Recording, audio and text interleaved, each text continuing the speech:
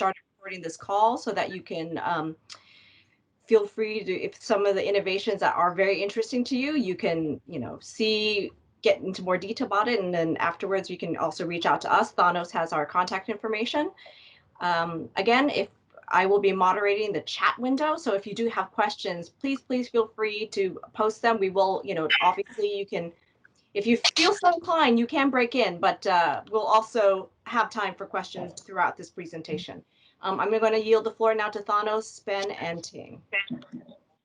Well, so thank you again for taking this initiative to support the Association for Correspondents in terms of providing this online training program to our members and foreign journalists. And I want to also say a big thank you to Tim Kai, Ben Rudolph, to you, Vera Chan, and to your colleague Erin Van Nooy, because you've been very supportive throughout the process of organizing this online training program. And I hope and I expect, and we all very much wish that this is going to be just one of the many series that we follow up, because we truly believe that what we are doing here is to provide equal resources and equal access to knowledge and useful information and valuable resources to foreign journalists who are working here in the US. And a big thank you also to Microsoft itself, because it has been a supporter not only through the online educational resources like this one, but also through supporting the scholarship awards that we are providing to foreign journalists who are pursuing their master's degree in the US.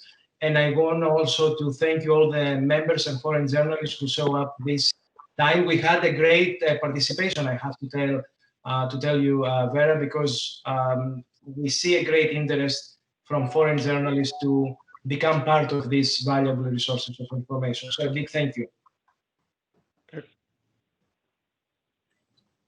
And I also want to say that we also have here Suzanne Modares Tehani, the Vice President of the Association for Correspondents. And I would like to give you the stage to you, Vera, to moderate the discussion going forward.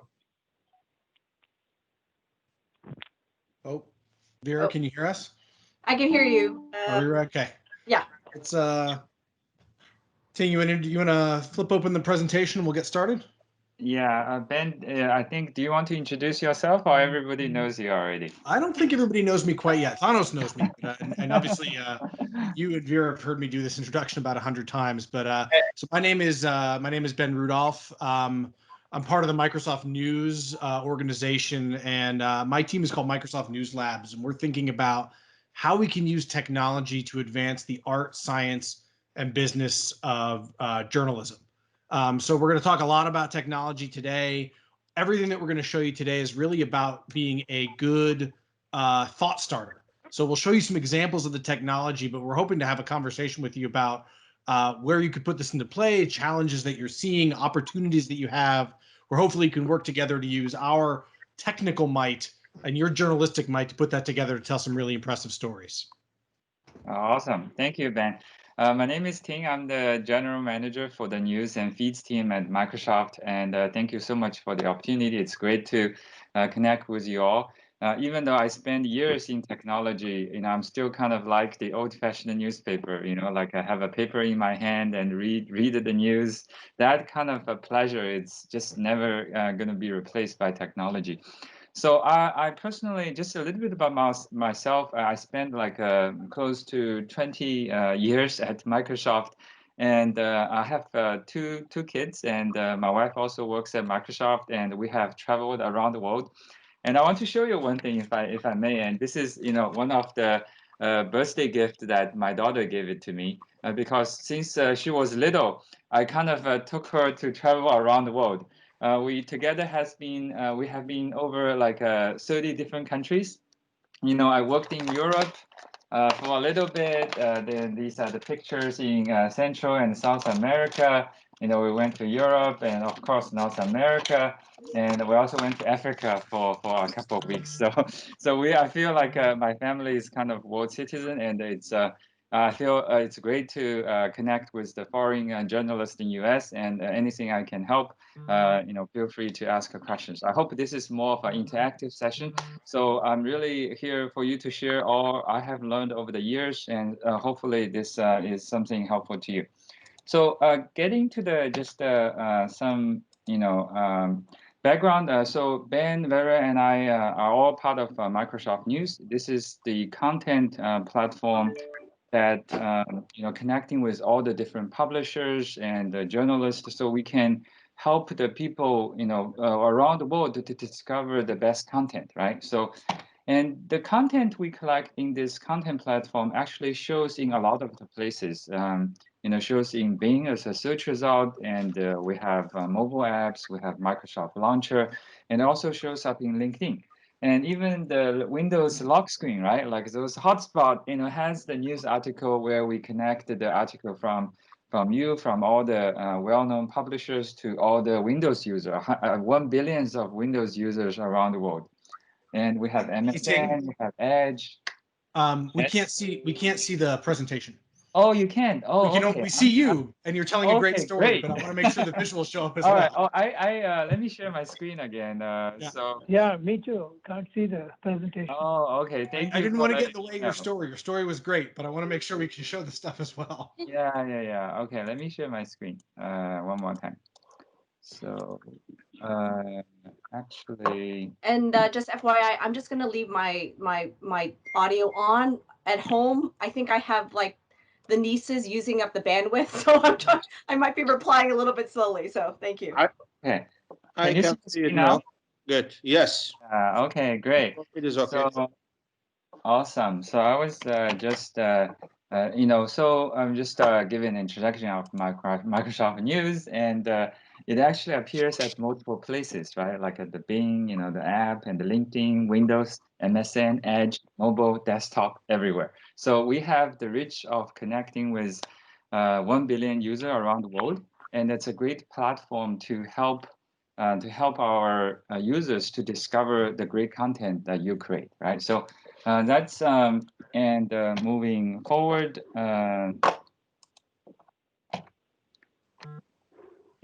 It's the slide is not moving. Oh, okay. Now it's a bit slow here. Sorry. Yeah, so this is a little bit of, about our operations. We have, editors, we have engineerings around the world in lots of locations, like 50 locations. We have cover 180 countries, 31 different languages, and every month there's 550 million active users like reading content of our platform. So. And so I personally spend a lot of time on technology, but I believe that technology is a tool. It helps us to kind of create content, help us to scale, to reach all the hundreds of millions and billions of people. But it won't be able to kind of replace the empathy, the creation, the emotion of humans, right? So, but it definitely can play an assistance role. For journalism and for the people to discover great content. So I think with that, Ben and I are gonna just play a little bit and cover each different part of the technology area that we see has the potential. We're gonna talk about the semantic understanding of the content, so we can leverage technology to connecting the dots, right? Like what are the stories are related together, and therefore help you to create stories from different angle. We're gonna talk about voice, how people and new consumption patterns. And we're going to cover like a data journalism and how we can leverage data to enrich the story. So first, I'll let Ben talk about how technology can help with content creation. Awesome. Thank you, Ting. I'm going to grab control of these slides here, if that's okay with you. Sure. Ma'am. All right.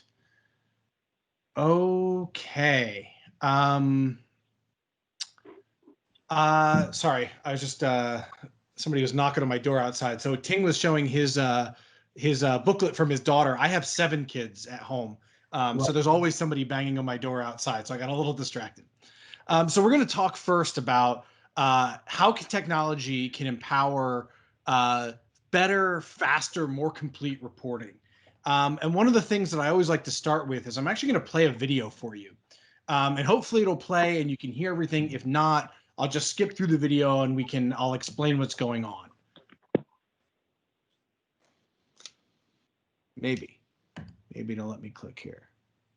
There But we I go. want to ask you a simple, direct question. Do you think having a diverse student body is a compelling government interest? Do you believe that?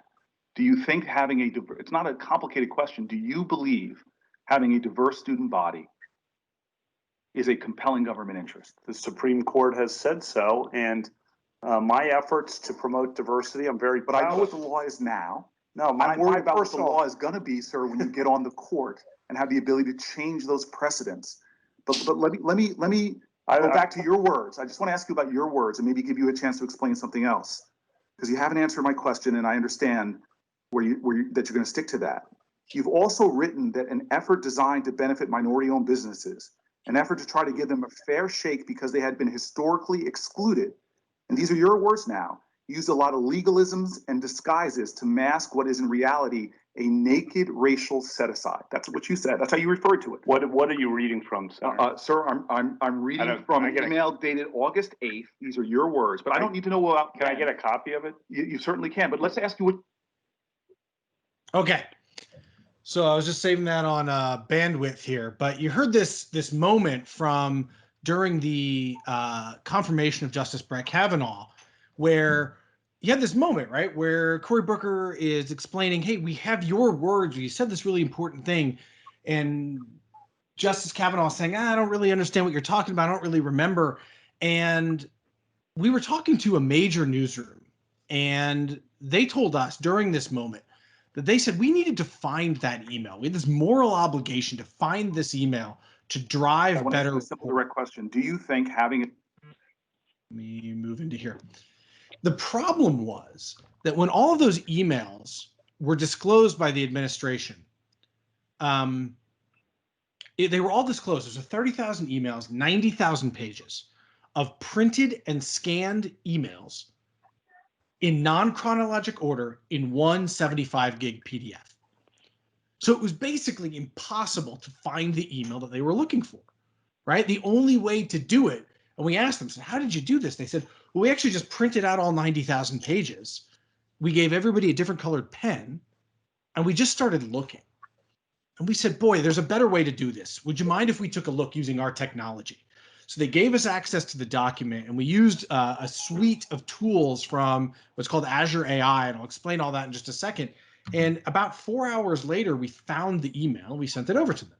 Now, this was a few weeks afterwards, so the reporting moment had passed. But we realized there was an incredibly compelling use case for using technology to do the things that technology is great at, which is parsing and handling massive amounts of data. So journalists like yourselves can focus on telling great stories, and we can put those two things together. The challenge, of course, is that AI can be hard. It can be really difficult to actually do the work that we talked about when we worked with this news organization. You actually have to know all of these things. You have to know all of these different services, and they're all part of Azure. You can all learn how to do them, but it's everything from how you set up a subscription all the way to how you build the website. And what we realized is that most newsrooms and most journalists don't necessarily have the time, the money, or the expertise to do all these things. So our teams, Ting's team, my team, we work together to start taking all of this that you see here and start turning it into something that looks like this, which is a self-service tool, just like you would use something like, Word or PowerPoint that just kind of comes out of the box, feature complete. So you don't have to learn how to do AI modeling. You don't have to learn how to use code. You can just start using this tool. And the tool is called the Insight and Discovery Accelerator. So I'm going to show you, I'm going to take you on a little tour here of the Insight and Discovery Accelerator. We call it IDA. And I want to be very clear at the outset of this. This is not a sales pitch. I'm not trying to sell you anything. I'm not going to be taking credit card information. What I want to be able to show you here is the power of AI and how it can help get everybody on this call thinking about new ways to use technology to tell great stories. And more importantly, I'd love to have a conversation with you about how technologies like this can help, where you'd like to put them into play, and how we can hopefully we can partner in the future. So Ting, would you mind if I presented my desktop here and then I'll give control back to you? Yeah, sure. Okay. Go ahead. All right. Give me one moment here. Oh, I'm going to have to stop presenting here for just a second because I presented without sound, and that's going to be important. Let me try one more time. There's a joke in here somewhere about how many Microsoft executives does it take to successfully do a presentation, and the answer apparently is more than 3 of them. Cool. So I'm going to show you the tool, and what I would love to do here, and Vera, if you could help keep an eye on this for me, is if people have questions about what this thing can do, what it potentially can do, kind of things that you would love to go do with it, we can have a conversation. We can just kind of take it from there. So more conversation and less of me just showing you stuff. So this is the tool, and the story that I'll kind of take you on, or the journey that I'll take you on, is speaking of kids, my oldest daughter is 11, and when she was doing a report for International Women's Day, she was interested in learning about women in space. And she asked me, she said, who is the first woman in space? And my answer was Sally Ride. And we subsequently found out that that was not correct. And we actually found out that it was not correct because we took all of the information that she was researching and we threw it into IDA to just kind of see what we could find. So I'll show you how this works and how it actually not just gives you search results, which are really important, but helps you find hidden connections in the data. So let me start. We'll start with something. We'll look for Sally Ride. That's a good place to start.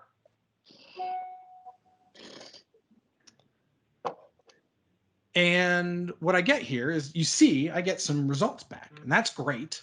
But what's really more interesting, and this is where the power of AI starts to come in, is just getting a list of search results would be fine. But if you see over here on the left, Azure is smart enough to start understanding who the people are inside the tool, inside the data set, who the organizations are inside the data set. So it can start to give me some intelligent recommendations of where to start and where to go next. If I click into a document like this chart from 1978 that pops up, this is where things get, in my personal opinion, get really interesting. So it's nice. I can find the word Sally Ride. It highlights where she is and who she is.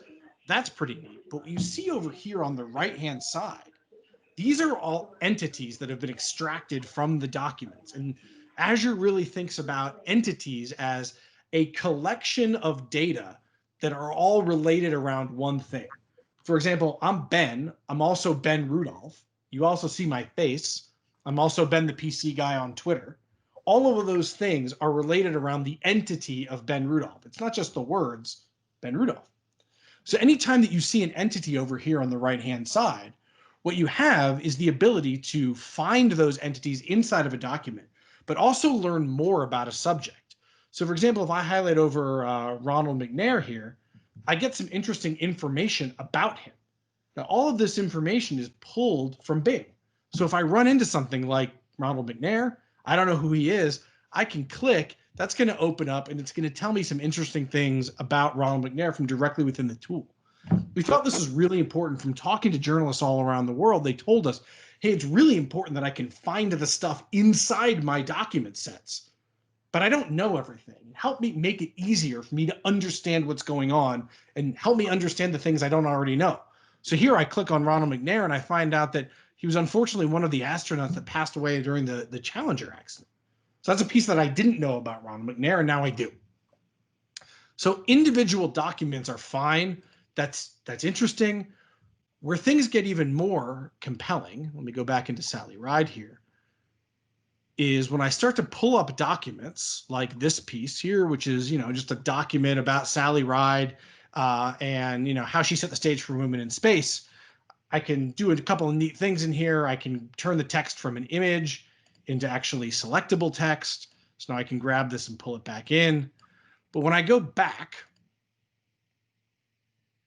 the power of AI really starts to unlock this insight when I click on this aptly named Insights tab. So when I click on Insights, I start to understand what's actually inside all of my data. So you can see here, everything's color-coded. It shows me organizations. It shows me people. It even shows me websites. It shows me other stuff that might be interesting. I personally like this view. So when I click on this view, now I show how different entities inside this data set are connected. Well, you can see here that Sally Ride is connected to someone named Valentina Tereshkova. And this is where I actually learned something when we were digging through this for the first time. I see, turns out that looks like Valentina Tereshkova is a Russian cosmonaut. When I click on Valentina Tereshkova, I get a whole new set of search results that show me how Sally Ride and Valentina Tereshkova are connected. And when I go back to my results pane, I start to find the documents where those two astronauts and cosmonauts are connected. This will pop up for me, and if it doesn't, I'll just reload it. And there we go. So now I start to have documents where Valentina Tereshkova and Sally Ride, or people are talking about them making their mark on history. I go back to my entity map. I see Valentina Tereshkova, and when I click, turns out that Sally Ride is not the first female in space. Turns out that Valentina Tereshkova was, and she did it 20 years before Sally Ride. So I actually learned something really interesting about women in space while I was digging through my data set. These insights are really, really powerful. And they give me the ability to use technology for what it's great at, which is analyzing huge amounts of data. It can read way, way faster than I can. I'm a pretty fast reader. Azure can read about 100 pages a minute. I can't read 100 pages a minute. I can't read 6,000 pages an hour, but Azure can. So when we have massive amounts of data, whether it be a research project like this, whether it be an archival project, like you want to take everything that you've ever written or that your publication has written and see how different things were covered at different times, we can do that. Or if it's an acute data set, an acute, like something like the Mueller report, we can analyze that really quickly, get to this level of entity extraction, understand what's happening in the documents, and give you a huge head start over manual curation. The story that I like to tell here before I show you one other piece and stop for questions is, if you remember when the Mueller report came out, the New York Times was the first to market with an annotated view of the Mueller report. Ting Kai shows up on page 2. Ting also shows up on page 7.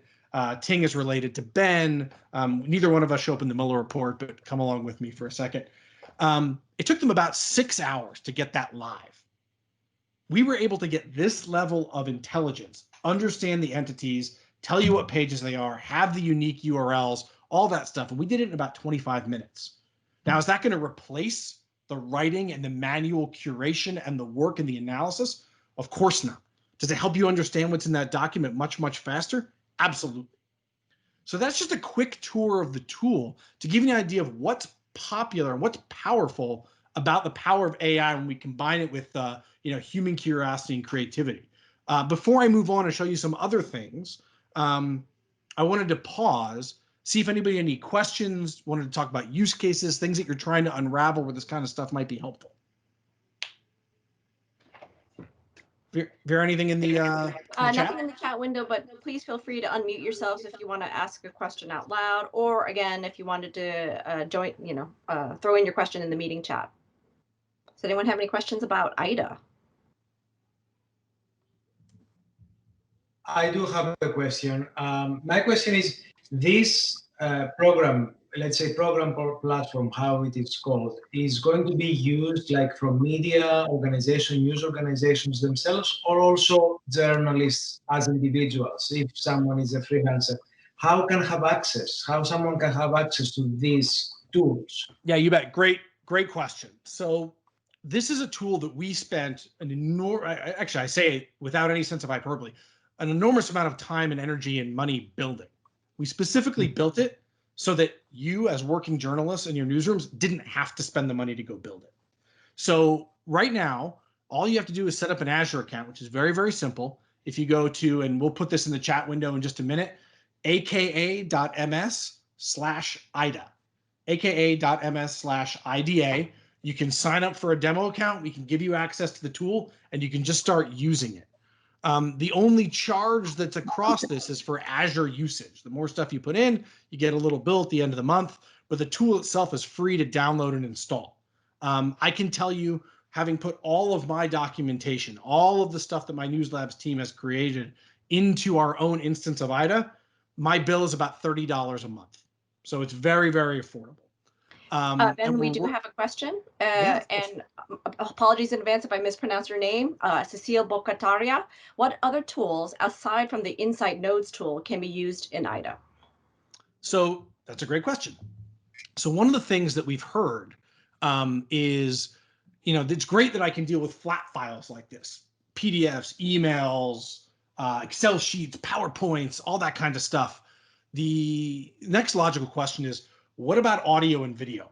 So I want to show you how we can deal with that, because it does some really interesting, impressive things that for working journalists like all of you, you can use in conjunction with IDA, or you can use it separately. So I'm going to show you a tool here that's built into IDA, and then I'll show you some other examples called Videoindexer.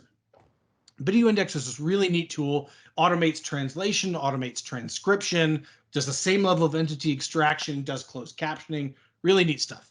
So let's look for Valentina Tereshkova. All right, this will show up. And if I scroll down a little bit here, come on, there we go. And let me scroll down a little bit more. So I'm going to show you a video clip that's inside the tool. And this is a perfect example. This is a clip from Russian TV, an interview with Valentina Tereshkova. You see all my entities over here on the right. The challenge for me, I do not speak Russian.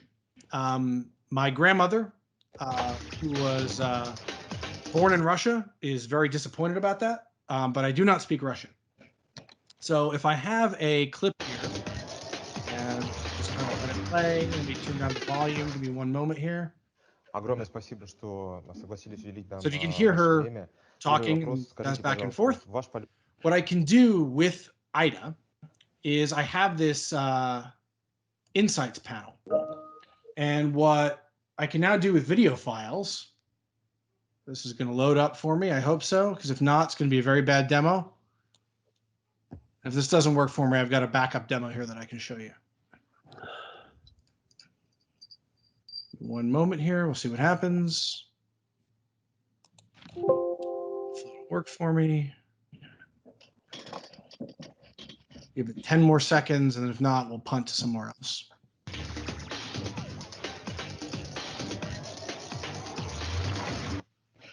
All right, it's not cooperating. Let me show you something else.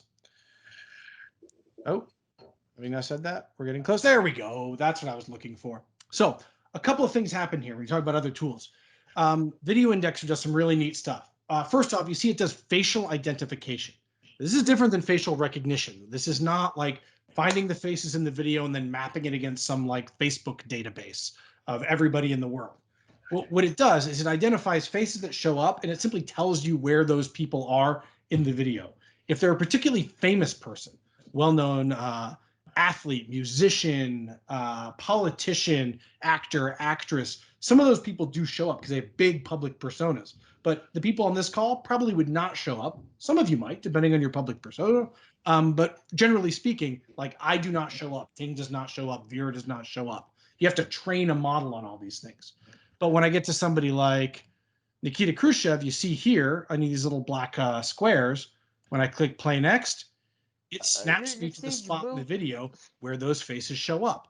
So now if I know there was a specific person who was in a video, I can find it. I can also look through the timeline for specific words. This is one of my favorite things in it. This is really going to be a good transition over where Ting is his area of expertise, because he managed this team that dealt with voice for many years. This transcript is in Russian. I don't speak Russian, as I said earlier. So what I can do is with one click, I can translate the whole thing into any one of 40 languages. I'm going to pick English because that's the one that I know the best. I should flip over here in just a second. And now I've translated everything that's being said in Russian to English so I can understand what's happening in the video. So I think if you start looking through this for the lens of I'm recording interviews, I'm grabbing foreign footage, whether it's something where I need to understand what's being said in a foreign language, or I have English footage that I then need to translate into my native language or the language of my audience, I can now do that directly within IDA. And I can do that same level of understanding between all this stuff. Then, of course, if I need to, I can click download and I can download the whole transcript in any number of formats, whether I need to use it in video or whether I want to use it in text from print. So I'm going to stop talking. Any questions about the tool that I just showed you here? I can use these independently or I can use them together. But I would encourage you to go here. This is Videoindexer.ai. This is a free demo site that we've set up. You can put up to, I think 100 megs worth of video in here for free. So if you need to transcribe an interview, you need to do some analysis on a piece of video, you can just throw it up here and it's free. And you get the same level of insight that I just showed you in IDA. Any questions about languages, about what it can do, what it can't do, how to get it? Mm-hmm. Yeah, that's very cool, Ben. And actually, my team was also working on this video technology. It's fascinating understanding different segments of the video and allow user to get to different parts of the video very efficiently, right? So we use a speech recognition technology to actually get to the transcript. And once you have the transcript and all the stuff that Ben showed you in terms of recognizing people, recognizing organization and places, can kick into place. And therefore, we can kind of connecting the video understanding with the text understanding, then create that graph of like, graph of connections, right? So we can help you to understand how the various stories connect together. There is a question from Ann Speckard. How good is the translation? Like Google Translate lets you understand, but you never use it for subtitling the video, for instance. You bet. Ting, do you want to, since you actually manage the team that built all this technology, you're probably better accomplished to speak about this than I am. So just my team didn't work on the translation part. But I think the translation still, I think it's getting better. It's when I lived in Germany and I almost used the translator every day, and so because I don't speak German, right? But at that time, it was kind of not usable. But now it's getting better and better. So I think there's certain benchmark from a technology perspective. Now we can surpass in certain languages, for example, Chinese, and the translation is actually quite on par comparing to the human translation. But in many other languages, it's still way behind. So I would say this is still a tool. Like it's not as good as a real human translator can do, but it's really a tool for us to get some help in terms of skill, right, and connecting different documents together in different languages. Yeah, and Ting, if you give me 1 second here, I'm going to share my desktop just again in just a second, because there's something that I think will help as soon as I get this video playing. Let's see, let's download it. Let's put it into a CSV file. Give me 1 moment, and then I will show you something that's really, it's pretty neat. And then I will turn it back over to Ting to talk a little bit more about voice. So if I share this document here, and to your question about how good is the translation or the transcription, something that I really, really like here is, where is my document? Give me 1 moment. So it's supposed to be a big reveal. Now it's not letting me reveal the document. Well, Ben, while you're looking for that, I will say, although it makes my teammates shudder, I mean, it reminds me of the days when my background is print and digital, but I call this a blood of 1,000 interns because I intimately remember having to do transcriptions and having to, try to find the B-roll. So this is like one of my favorite parts of is how Videoindexer can really capture this. So this is the document that I wanted to show you. This is a transcript that I downloaded in a CSV format from a different video. And I like to show this one because it shows a couple of different numbers here. I get a starting timestamp, I get an ending timestamp, I get what's being said, and then Azure will actually give me an accuracy score. So it will actually say, hey, I think I'm 93% sure this is what was being said. So you can start to kind of look through, and even that manual touch to make sure that it's been transcribed or translated correctly, you can take a look at it and say, okay, cool, 93% is probably good. I probably don't need to take a look at that. But when I get down to here, like 81%, maybe I do want to go take another look. So it can actually help you focus inside the document and make it even more efficient when you start doing that transcription translation. I think Ting nailed it, which is the translation is pretty good. It can help you get most of the way there. What it is not is as good as a true fluent bilingual speaker. But it can help you accelerate things like translating videos and understanding what's inside. So very, very powerful for both. And Ben, the question from Thomas Barat is how many languages could we read this transcript? I believe you said 40, but wanted to confirm. At last count, it was 40. We've add languages all the time. Things like Tagalog and Fijian showed up. So we've added Klingon is a language that you can do if you want to speak in Klingon. There's actually a pretty good Klingon translation engine. Is it have I'm sorry? Greek? It does Greek. Yes. Okay. Yes, we made sure. I made specifically for you, made sure we could do Greek. And can I ask one question? Do you have any data like what media organizations from which countries are mostly using this particular platform tool? Where is more well known, like as a platform, like media organizations, of course, in the US, but outside of the US, do you have any idea of how familiar other media organizations of other countries are? With this tool specifically? Yeah. So, I mean, we work with, what about 4,500 media partners around the world. We have 31 different editions from Microsoft News. I think we have news coverage in about 180 countries. I can't tell you off the top of my head how many media organizations in each one of those countries are using it. But I can tell you that this type of tool is something that we offer to everybody who's part of the Microsoft News family. So this isn't like some hidden thing that requires some big enterprise contract. It's, the Videoindexer AI demo site was specifically designed for journalists like who are on this call. So if you have a question and you want to just try it out, you can just go try it out. Yeah, we would. Yeah. And RT Lamsal has a question and again, pertaining to transcription, but can we rely on it, right?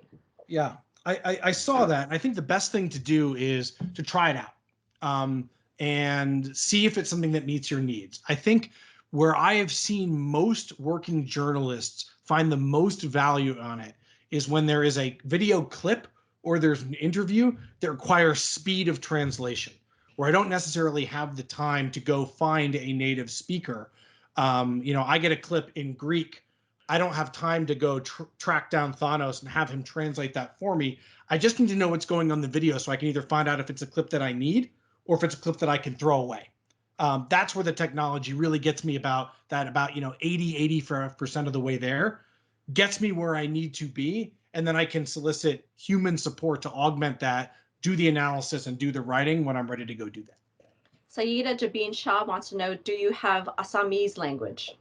Ooh, that's a great question. Let me check. I don't think so. Let me see. I do not. In the A's, I only have Afrikaans and Arabic. I do not have Assamese.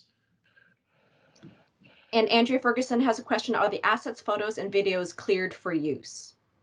So everything that we do on Videoindexer and with IDA are self-uploaded. So there isn't like some pre-existing data set. This is, you have access to your photos, your videos, your documents, and you can upload them. So we do that intentionally, so we're not violating copyright or violating trademarks. This is a tool. Think of it as it is the car with an engine in it. It's up to you to put the gas inside that engine so the car can drive. Just a couple more questions. Hardy Kamali wants to know, what about Kurdish? And Saida has a follow-up. Currently some of us are entering into Google Translator. Yep. I think that, unfortunately, we do not do Kurdish. So now I have two notes to go back to the translation team on Assamese and for Kurdish. Because obviously the goal down the road, ideally, is we want to make sure that we can handle every language. You know, in full disclosure and full honesty, you should take a look at both of our translation engine, and you should take a look at Google's translation engine. There are going to be spots where we are going to be much better. There might be some spots where they are better. And nobody on this call is the kind of technologist that says, unless you use everything Microsoft, we're out. We are making tools because we want you to be successful. And if we happen to make the best tool, great, you should be using that. But I think you could do some really interesting translations just off of Bing.com and Google.com. Bricio, yes, there is a paid version of Videoindexer that has no limitations.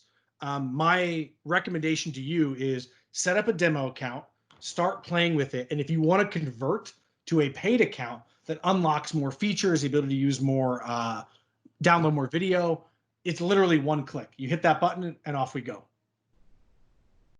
And Anne Speckert has a follow-up. When we upload our own material, for instance, a video interview in Arabic, where does that video then reside? Have I given up privacy for it? Great question. Excellent question. The content that you upload to your account belongs to you. So what we don't do is say it resides on Azure, which is our cloud infrastructure, which has data centers all over the world. But what you don't do by uploading it to Videoindexer is consent to making that information publicly available. That's yours, and you get to keep it. Also, it doesn't go into training our base model. So the work that you do to fine tune the dictionaries, upload individual, like if I train a model on Vera, so my instance recognizes Vera, if you put Vera into your instance, it will not know who Vera is. It only recognizes things that are localized to you. And that's just kind of like a broader approach that we have to ethical use of technology, which is you are all, you know, journalists, but you're also in some level also competitors, right? A lot of you are covering the same stories. You work for different companies. It would be unethical for us to say, Ting is working on a story, I'm working on a story, he does a bunch of stuff, and then I get to benefit off of that. Now, there are options to say, hey, we want to do this stuff for the common good, but generally speaking, your instance is your instance. So we have a couple more questions that I would like to, because there's a lot for us to talk about, but Silas does want to say that your background is pretty cool. What you use to blur it. Yes. So really quick, it's completely different from voice and AI, but I'm using Microsoft Teams. I'm using the app. Inside the app for Microsoft Teams, you have the ability to do stuff like this, where I can blur my background, or if I really want to, I can do something like this and click apply, and I can change my background to the view off of my deck from my house, if I really want to. So if you download Teams at Microsoft.com/Teams, this feature will magically appear for you. It's better than using it on the web. Yeah. And we'll have Anne ask the last follow-up for this phase. She wants to know, can I set it to subtitle my video, not your background? Back to Ida Videoindexer. Can I set it to subtitle my video in English then and download it with subs? So what you'll have to do is, if you want to add the subtitles, the answer is yes. And then you can take that video and you can embed that with an iframe on any site. What it won't do is download the video with the subtitles on top of it. That's where you'd have to download the two separate files and put them together in like Avid or OBS or something like that. But that is a highly requested feature. So I have that on the backlog for the video team to be able to download the package with the subtitle into a single spot. Yeah, it's a great comment for the background. I will forward that to the Microsoft Teams team. I think they will be very delighted to hear, you know, customers actually love the feature. It would be great to add the translated subtitles, right? I think that would be very useful too, like some kind of a real-time translation, you know, in the subtitles. Yeah, for sure. Right now you have to do it. You can do it as many as you want, but you have to do it one at a time. That would be really interesting to be able to just flip it on the fly. Cool. This has been awesome. I really appreciate the conversation. But we're just getting started. Ting has some really neat stuff that he wants to talk to you about voice, which hopefully will start a whole other great conversations. Ting, I'll throw it back over to you. All right, thank you, Ben. Thank you for all the great questions. I think that's where we want what we wanted to do. Some interactive questions and conversations, right? So feel free to interrupt me anytime. And so I'm going to cover a voice. So I've been working on like a text-to-speech and voice technology for a while, and it started with Siri. And I used to be an intern at Apple a long time ago, but Apple, one thing I really appreciate Apple, they want to push the information boundary, technology boundary. At that time, 2012, it wasn't quite ready, but now like with the lots of speakers at home, right, and it's becoming a lot more accessible for people to access content through voice. Like I have probably all kinds of different speakers from Microsoft, Cortana, Common Harden speakers to Google speakers and Echo devices. I have all over the place throughout the house, and I listen to news through these speakers, and so it's become a very it's a kind of a new way, right, for us to distribute content and get closer to our users and customers. And this is one data point, like 82% of these interactions is actually for information and news. So news is a major consumption scenario on the speakers. I think the text-to-speech technology also come a long way. Many years ago, I built a prototype called Newscast, and basically the scenario is like driving to work, and my commute was actually quite long at that time. So I could listen to. I wanted to listen to news, but not just headline news. I want to listen to news that is actually personally relevant to me, right? Like whether it's my hobbies, kayaking, electrical cars, or elections and other topics. So it's kind of hard to find a podcast that covers all those topics I was interested in. So I and together with my team, we could create a prototype app called the Newscast that essentially synthesize all the relevant information on the web, and then read it to you in kind of text-to-speech technology.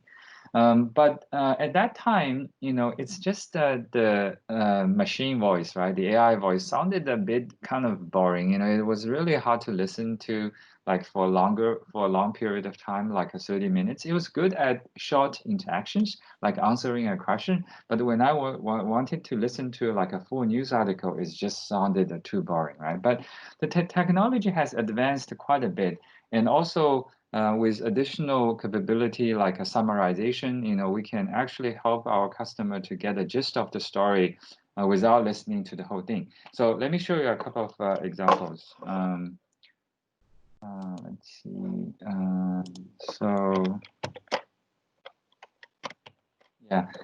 So this is actually one example of an article on Microsoft on MSN.com, right? It's a pretty interesting article talking about Antarctica and global warming. So, but it's a bit long. So then we actually have this dynamic summarizer. If you put the article in there, it will generate a summary for you. So. I previously, and when I was preparing this talk, I already put the article there. So what you see is a summary, and you can see it in like different languages, and then you can use the voice to play it out, right? For example, let me actually see if I can play the voice here. So yeah, so if I play the audio. Researchers from the University of Chicago have mapped out a climate change chain reaction that starts with a rise in Antarctic sea ice and ends with an ice age. In a study this month, researchers present. Yeah, you can play it in different languages. Let's see, we can try maybe India. Presented a new model detailing how increased sea ice changes the ocean's circulation and blocks the ocean from exchanging carbon dioxide with the atmosphere. Yeah, you can play it with different languages, different style and stuff. Hey, Ting, so, try Archie, and then I'll tell them. Yeah, okay. Archie's great. Which one? Archie Neural, the one right there under Russia. Go up a little bit. Two more. No, down. Underneath Heather. Oh, okay. Yes.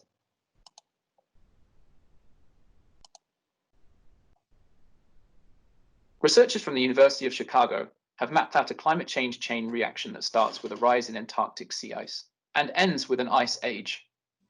In a study this month, researchers presented a new model detailing how increased sea ice changes the ocean circulation and blocks the ocean from exchanging carbon dioxide with the atmosphere. The researchers say understanding the outsized role played by carbon storage in the ocean can help scientists to more accurately simulate future environmental change. So it's not perfect, but the reason I asked Ting to show Archie is Archie's actually a guy on our team. His name is Jamie Burgess, and he's got this great British accent. So we synthesized his voice and made it. He allowed us to make it available to people, so you can use it. I thought that was always a pretty good one. Yeah, thank you, Ben. Yeah, okay. Here's another example. I want to do a real-time test to see if you can tell the difference between a human voice and the artificial voice. Let's see, switch. Yeah, let me see if I can play this one. We shanker to A Finch, one run, good length ball on stumps. Finch pushes it down with a straight bat towards deep mid-on. Okay, that's the first version, okay? And then S broad to Masood. On the channel outside the off stump, Masood plays it towards the point region. So any guess on which one is the real voice, which one is the artificial voice? Let's see. Maybe we can do the voting on the chat window. The yeah, first you can one. feel free to shout it out or put it in the chat window. Yeah. So it was hard for me to tell actually in this particular instance. But if you listen, now after I listened it to many times, and I can understand the subtle difference in the voice variation. But it was, I think just the first one was real one, and the second one was the artificial one. So I think it's actually getting pretty close. And I also did another experiment with my team. So they actually recorded my voice. Then now they show me this. Hello everyone. I am excited to work with you to transform the news industry by combining human ingenuity and computing power. That was me in English. So, and then 大家好，我很高兴能与你们合作，将人类的聪明才智和电脑的计算能力相结合，改变新闻产业。These are all like artificial voice they synthesized and created after I went to a studio and did like a 1 hour recording, and then they used my voice to speak a different language. The first one was in Chinese, the first one was English, and the second was in Chinese. And now, hallo alle zusammen. Ich freue mich darauf, mit Ihnen zusammenzuarbeiten, um die Nachrichtenbranche durch die Kombination von menschlichem Einfallsreichtum und Rechenleistung zu verändern. Yeah, anyone in the audience speak Spanish? So that was, I don't know, I don't speak Spanish at all, but with the AI technology, it can enable me to kind of speak different languages. And this is Hola a todos. Estoy emocionado de trabajar con usted para transformar la industria de las noticias combinando el ingenio humano y la potencia informática. Yeah, so that's in German. So I think this. And so I actually, some people said yes. So Silas and Bricio has said yes, they speak. And so if they want to weigh in on the chat window, how well they thought your Spanish went, your artificial Spanish. Great, please.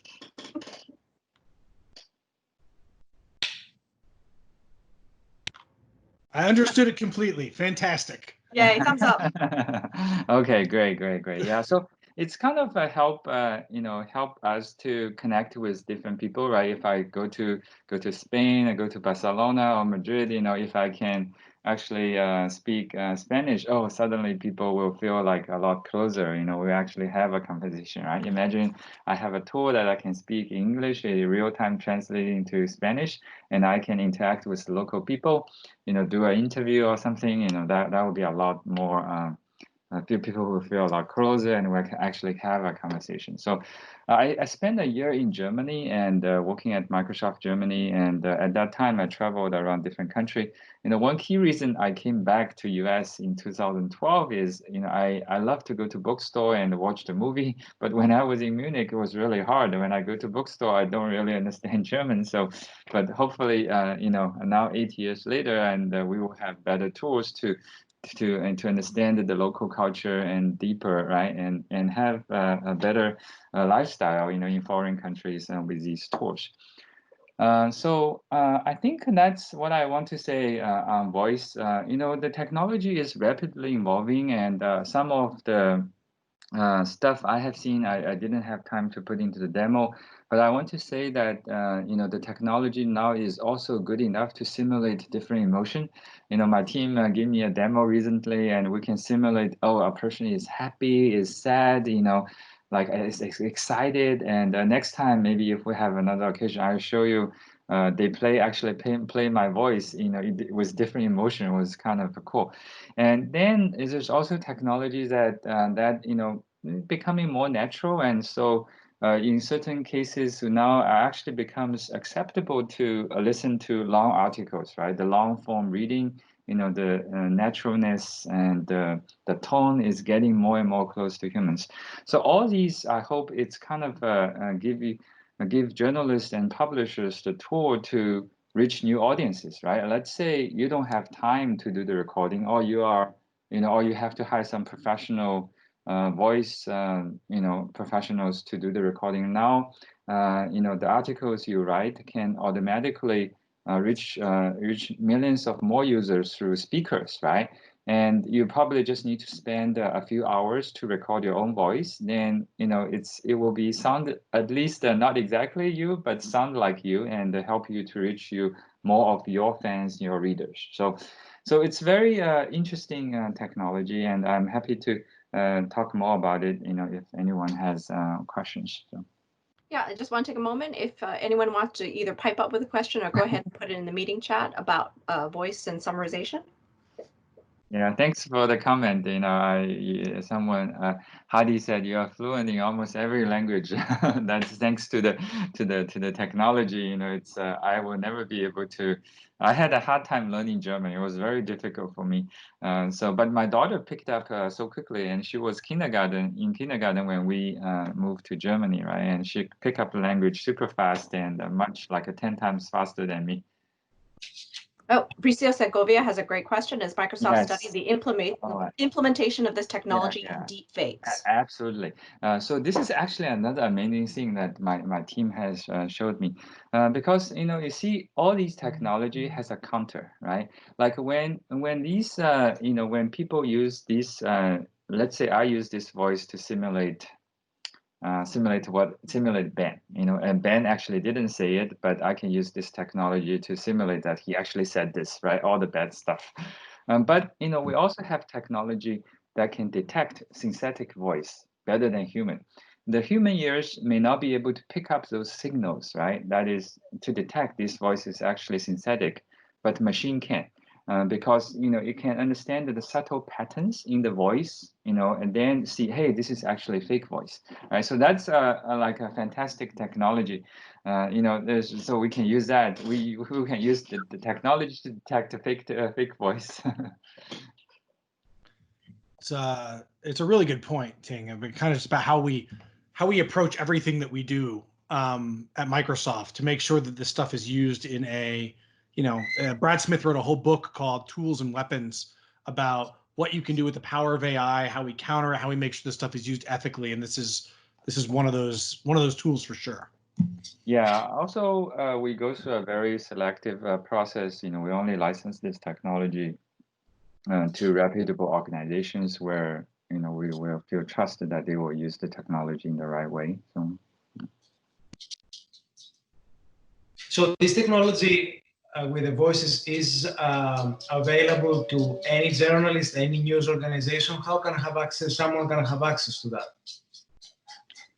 Ben, do you want to cover? I think it's available through Azure. Yep. It's one of the Azure services. Yeah. That's right. So it is available through Azure, but as Ting said, this is not the kind of technology where we just say, hey, just go grab it and go do whatever you want with it, because we realize that would be potentially harmful. So as Ting said, like there's actually a very significant vetting process on ensuring that you have the rights to the voice that you want to be synthesizing, to make sure that this is going to be used in an ethical way, where and how and when it's going to be used. And then when we agree that it's the right thing to go do and the right technology to go use, then we say okay. Because we realize, for example, if I made a Ting voice, we already have the Ting voice, and I just put the generator out there on the web, we could kind of just make him say whatever he wanted. And then Ting no longer has that identity for himself as his voice, and we could also make him say all sorts of terrible things and attribute to them. So we make sure that when we enter into a partnership, it's a true collaborative partnership, to make sure that it's the right thing for us and the right thing for you. We have two questions. Anne says, sometimes interviewees want me to disguise their voices. However, I usually resist if possible because their emotions are in their voices and I'm already blurring their faces. So could I run their voice through this technology to change it to something that would still catch their emotional content? That's one of two questions. And Raj is just like, did we hear earlier that Google also uses this technology? So on the first one, I think it would be theoretically possible, right? It would be technically possible to go do that. But what I think is I would lean, for what you're trying to do, the lower technology solutions about like traditional voice masking is probably an easier, faster way to do it. I think it would be theoretically possible, and I would love to follow up with you afterwards. So I hadn't really thought about that as a use case for this, but it could be a really interesting thing to trial. If you want to volunteer for us, that would be fun. And the other question was, did we hear earlier that Google also uses this technology? So there is similar technology that is out there. If you saw, a good example of this is the Samuel L. Jackson voice that you can turn on for your Amazon Echo. You can make your Alexa sound like Samuel L. Jackson. So there are competing technologies available. I think ours is best in class, but that I might be slightly biased. Yeah, I would say you can try out all sorts of technology, and even our Azure sales team, right? And they wouldn't hesitate to use other technology to provide a solution to our customers. So, yeah. Okay, we are at the 7 o'clock hour. We've got some time to go, so we're going to move on to the next section, but please feel free to keep on putting your questions in the meeting chat. You bet. Hey, Vera, we have together until 7:30, correct? Correct. Yes. We got another 27 minutes. I want to know how quickly we're going to be done. Way before 27 minutes, I promise. Because I want to make sure that we have these questions are great. I'd rather have more time discussing with everybody than showing you stuff. But Ting, if you don't mind here, I'm going to grab control and then I'll share my screen again. When we get to let's see here. There we go. Ben Rudolph is requesting control. Thank you. So when we get into this third phase about driving trust and transparency, I am sure that is top of mind for all of us. We know, and everybody on this call, whether you're from the Microsoft side or from the journalism side, understands the pressures that we are all under to deliver trustworthy news in an environment where not trustworthy news tends to be more viral and flourish more than the actual real thing. So we've been thinking a lot about how can we use technology to help drive a more transparent storytelling process and in turn build audience trust. And one of the things that I think would be really important to show here is this statistic that we found through some research last year that we did, which was we found out that when we surveyed about 78%, about 4 in 5 US adults would believe what they read, what they saw, what they heard more if they could understand and access the data behind the claims the journalists and reporters were making, right? We've seen what's happened, and those of you who are on places like Facebook and Twitter, see what happens and how viral fake news can become and misinformation, both disinformation, misinformation, and true fake news, that people have started to naturally condition themselves to be more skeptical about what they read and what they see. And we found that one of the most powerful tools that we've been using for quite some time on my team to help counteract that and help drive that transparency and that trust is data storytelling and data journalism. And we've done over 100 different collaborations with different groups around the world, ranging from the Associated Press to Politico, all the way down to non-news groups like NASCAR, and how you do interesting data visualizations and use the power of those visualizations to help drive engagement, drive trust, drive more transparent storytelling. So what I'm going to do next is I'm actually going to hop out of the deck. I'm going to share my screen again, and I'll show you a couple examples of stories that we have that we've done, and then I'll actually give you a little bit of demo about how we make this really, really easy. So a really nice example that I love here is from our friends at Recode. And some of you may read Recode. They're part of the Vox network. Their data editor is an absolutely awesome, super, super talented journalist named Ronnie Molla. She's been a partner of ours for a long time.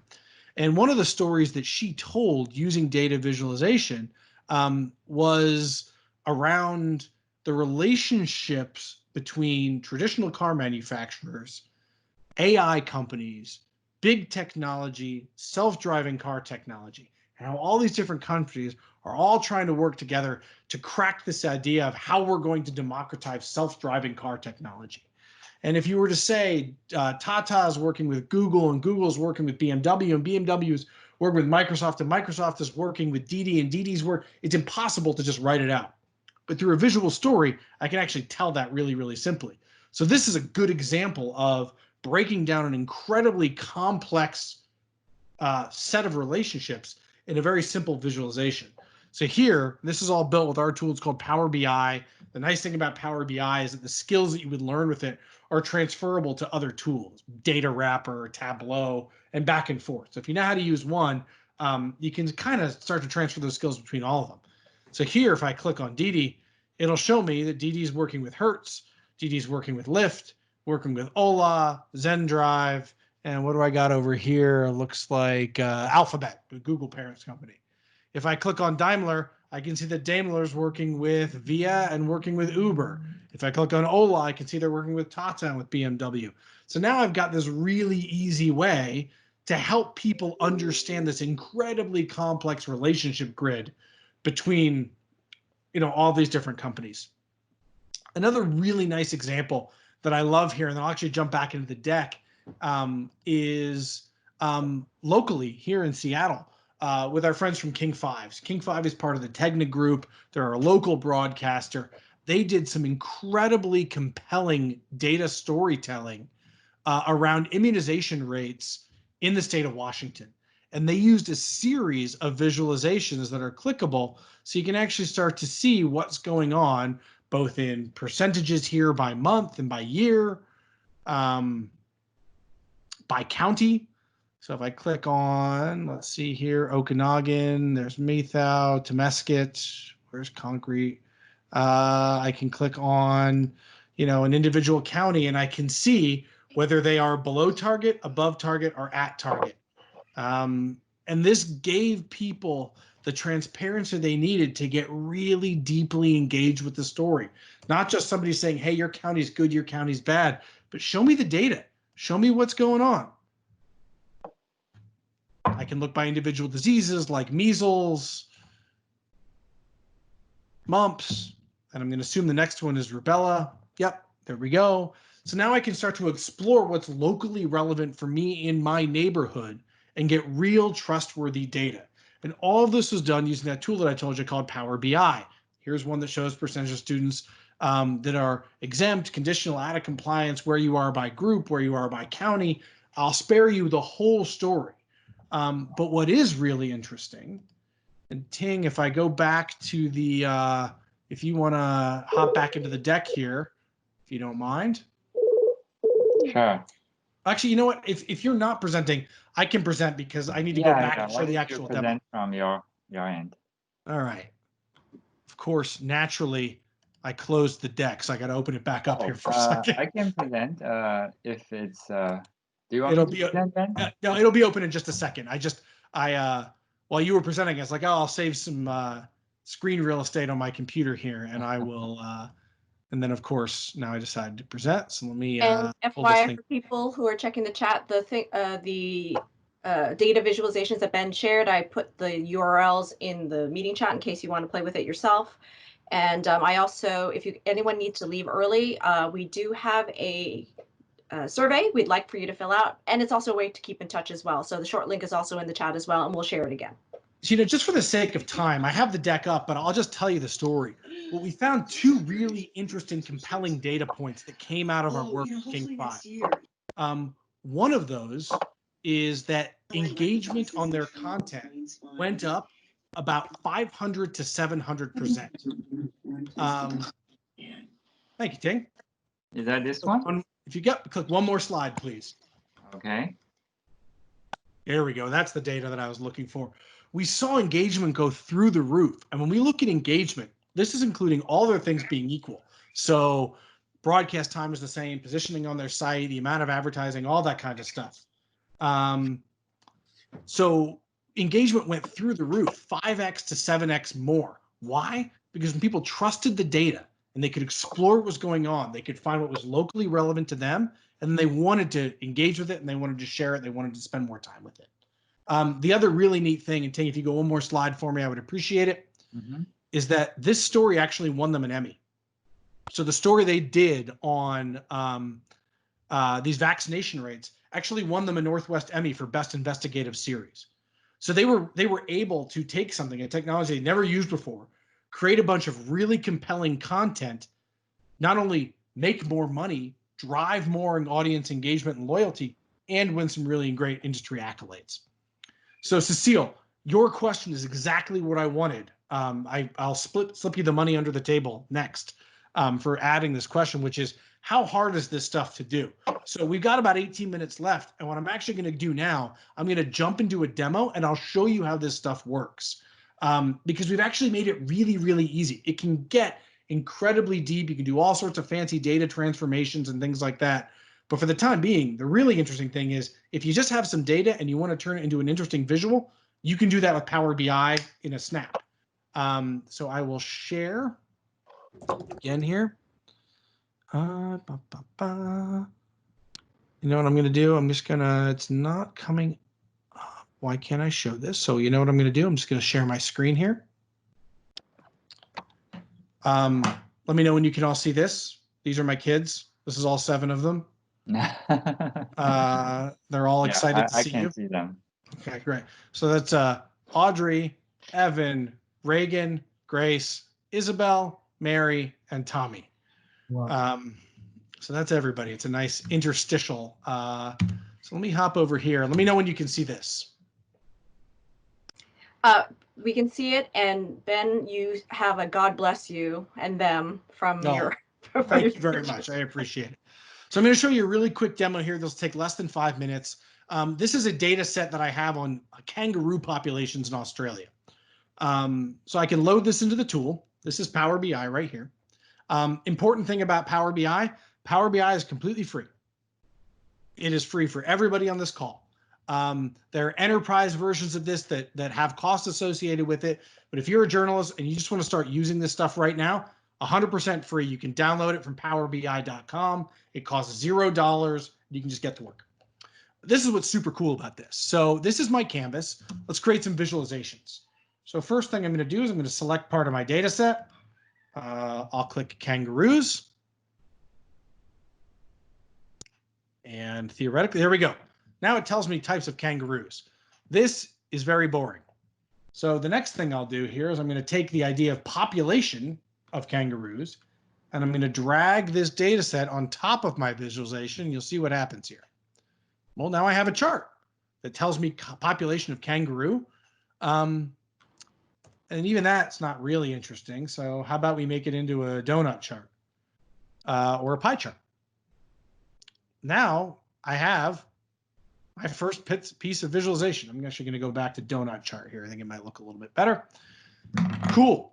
Now I've got a little bit of information about my data, and I visualized it. Well, that's fine, but it's not that interesting. What if I wanted to do something like population by year? Well, I can actually just double click and I can start typing population by year. Hit enter. Now I got a chart. Shows me population by year. Cool. Let me plunk that one down. Maybe I want to look at something like population by state.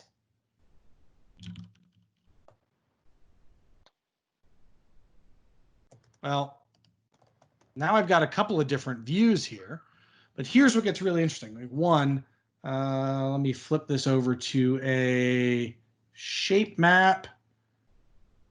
That's the wrong country. As you can see here from my visualization, there are no kangaroos in the United States. Let's flip this over to Australia. There we go. Let's go to data colors. Minimum we'll make blue. Maximum we'll make pink.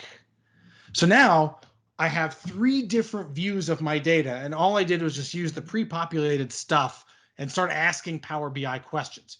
Here's what my favorite thing is. I'm going to show you 2 things, 2 favorite things. One, all of this data is linked. So if I click on Queensland, you see here, now it just shows me population by kangaroo in Queensland. It shows me population by year just in Queensland. I can go over to Western Australia and does the same thing. Now, all of these charts are linked, so I can start looking at different facets of the data. So it's not just creating like Excel, where I create a series of different charts and I have to manually explore them together. I can create a whole dashboard here, and all of those data sets are linked to help me and my readers explore what's going on. Here's my true favorite part. Let me click in here and we'll click escape and we'll start over again. If I take a look at, for example, this big spike here, this is where AI comes in. And this is where Power BI is super, super powerful. I can click here and I can click analyze and ask Power BI to explain this increase. And what it's going to do is we'll use the power of AI to help me find insights in my data that I may not understand. So here it goes, okay, cool. This is my example. It'll actually explain what's going on. And I can look at this in a couple of different ways. I can look at it as a waterfall chart or a bar chart, or kind of my favorite here, which is like this this kind of histogram look to show me like above average, like where did my individual population start to show up? And if I like this, I just click plus, and now I drop that in. So now if I want to understand what's going on, I can understand my total population, population by year, population by state, and just what was going on with that unique instance. And now if I click on, what's going on over here, let me click by Western Australia, you see all of these different data sets are linked. So I can see what's going on by population, what's going on by state, what's going on by year, and I can zoom in here on my population between 2012 and 2013. Now, the next logical question, then I'm going to open it up to questions, so now we only have 10 minutes left, is how do I get this into my story? This is how. When I click publish, what this will do is this will put this up to powerbi.com and give me an iframe that I can then drop directly into my story. This plugs into Medium, it plugs into popular CMSs, it plugs into WordPress, and it gives me full interactivity of this data directly inside my content. So now for $0, and really without a whole lot of training, I can start doing basic data visualization that makes my content stickier, more compelling, more transparent, and more trustworthy. Now I am just scratching the surface on what you can do with Power BI. There's a ton of training. Vera's put together some great 1 hour, 3 hour, half day, and full day workshops that we'd love to do with you. But this just shows you, like, if you just want to start playing with the data and start adding some really interesting interactivity to your storytelling, you can do this for free with Power BI with very, very little training and very, very little knowledge of how true data science works. We've tried to make it as easy as possible. And Ben, we've got 3 questions. Great. Since we've got 2 from Bricio, I'm going to combine them. He's Okay. asking, what was all that info in your Excel spreadsheet, or is it Power BI retrieving extra info from the web? And his second follow-up is, when you say it gets published, it means that any user can access the graphics we create? Yeah, so the answer on the first one is, the answer is no, it is not pulling data from the web. Similar to what I showed you in IDA, there are Bing integrations there. So if you come across something that you don't understand, you can do Bing searches directly within Power BI. Ting, I like your new background. I just noticed that. You just popped up in the right-hand corner there. And when it comes to publishing the data, so when you make a data visualization public, it gives you a unique URL for that. Now, when you publish to the Power BI service using the free version, when you publish a visualization, it becomes publicly available. And what I mean by that is that anybody with the URL can then access it. Now, the URLs are typical Microsoft URLs, where you get a very, very long, unique string. So unless you give it to somebody, they're probably not going to guess it. If it is embedded directly into your article, there's no way to access that URL. So it effectively becomes locked to your content, even though it is technically publicly available. What it is not is like YouTube, where if you embed YouTube, you just click the YouTube button and it takes you away from the content. It's not how it works. If you are on the paid tier, which is more of an enterprise thing, you are able to publish those dashboards and keep them locked to just you. But that's typically used for a company like GE monitoring efficiency of turbines, or a government like a Microsoft dashboard tracking our org spend or something like that. So we're on a different type of Power BI than you would be on. Another follow-up question is, do you have to upload a CSV file to use all those features? No. So what I didn't show you is you can connect literally hundreds of different data sources to Power BI. Everything from a CSV file to a text file to Excel to Box, Dropbox, Azure, AWS, Google Cloud. It can literally connect to almost any type of data, all sorts of different types of proprietary databases. This is a visualization engine that sits on top of that. So if you have data in, I would bet any format that you have data, Power BI can take it. So we have about 8 minutes until the end of the call. And does anyone have any follow-up questions on not just data journalism and Power BI, but also the voice and technology and summarization, or Videoindexer, or Project IDA, or something that we didn't show you and you suspect that we do know? Yeah, and really, we can skip going back to the deck, but the real question that we kind of wrapped up with is, how can we help? We are here, we're here to help. Like we said, we have this robust news ecosystem that Microsoft the News presents and the news and feeds team manages, but we don't have that ecosystem without healthy, happy, productive journalists telling great stories. So we want to help you tell great stories so we can help get the word out. So floor is open.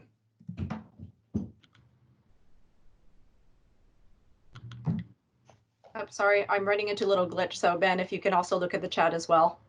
Thank you. Elaborate on how, what's the best way to get in touch after the presentation, Vera?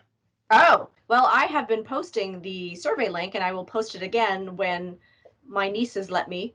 And I will, but if it, we have a short link in which we'd appreciate it, get some feedback. It's very, very short. You probably get 80% of it right because it asks for your name. But if you can, and this is also a way for us to be able to follow up with you with some of the events and appearances that we do, any future webinars and things like that. And of course, if you don't get it from us, you can always reach out to Thanos. He has all this information as well. Yep, you bet. I'll drop the link in one more time. Oh, thank you. Yep. So this will also be a way, if you have questions or have feedback, you can drop your email address in here, and that'll give us a way to get back a hold of you when we have more trainings, when we've got other stuff to go do. And of course, any other questions, you can let us know here. Actually, Bricio does have a follow-up. Can you elaborate on how Power BI retrieves extra info to create graphics? I mean, the info that you don't provide on your CSV file. Yeah, so all of the visualizations are built into the tool. So that there's a huge library of visualizations. When we are pulling analysis, all it's doing is doing the analysis on your data set. What it's not doing is taking your data and then mapping that against some public database to find insights. Those are all things that you choose to do manually based on the sensitivity of your data.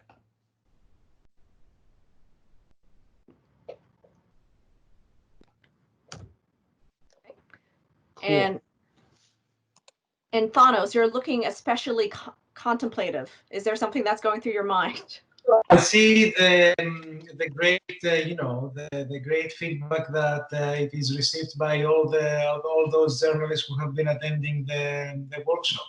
Everyone is very excited, and I would say that it is fascinating how these tools can completely transform the way that the traditional reporting and the basic tools that has been existing in the past years are now replaced by this fascinating new way of progressive tools that, make our lives and the profession of journalism much more easier.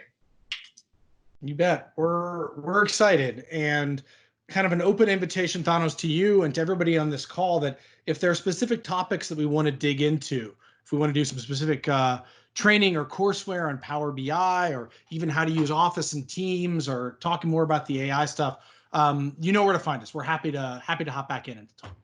We will certainly have to follow up with a few more series, and we will work with that with Vera and your teams.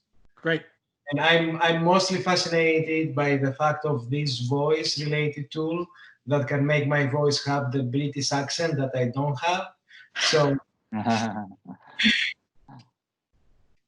but thank you very much for your time today. I think it was very useful, and I'm sure that those people who will be able to watch this video on demand will also have a lot of great feedback to share. Actually, Cecile is sneaking in a question. She's, besides thanking us for the fascinating presentation, she'd say, what's the most popular amongst these tools? What's most popular amongst journalists? And I wrote back into the chat. What I've seen is at a day-to-day level, Power BI and data journalism is the most popular tool, because it's something that with very limited training, you can start using and drive real impact on your storytelling and your content, both from a engagement and potentially revenue perspective, but also from a trust and transparency and audience loyalty perspective. Like, it is immediately impactful in the content that you create. And Anne, I'm writing back to you to how to get a hold of us. Yeah. That's what I'm hammering out here on my keyboard real quick. Yeah. And I will say that, again, we do discuss a lot of technologies, and as Ben alluded to before, Office 365 or Microsoft 365, there's been you guys are probably familiar with Word and things like that. Arguably, that is the most popular, but there are AI improvements that have made even in something that we take for granted every day, and that you can create, for instance, using PowerPoint. Most journalists, including myself, don't use PowerPoint, but when I found out that you can export to video, which means you can make instant videos for social, and you can narrate individual audio tracks to each slide. These are kinds of, incremental updates that, perhaps Ben takes for granted, but I always am very starry-eyed when I hear about it. So I love hearing about the voice. I love hearing about IDA. But then when I say, like, what do you mean I can create a video in like 10 minutes with, and update it on the fly? That to me is like, okay, I can do that sort of horizon creation as well as like, what can I do in the next minutes?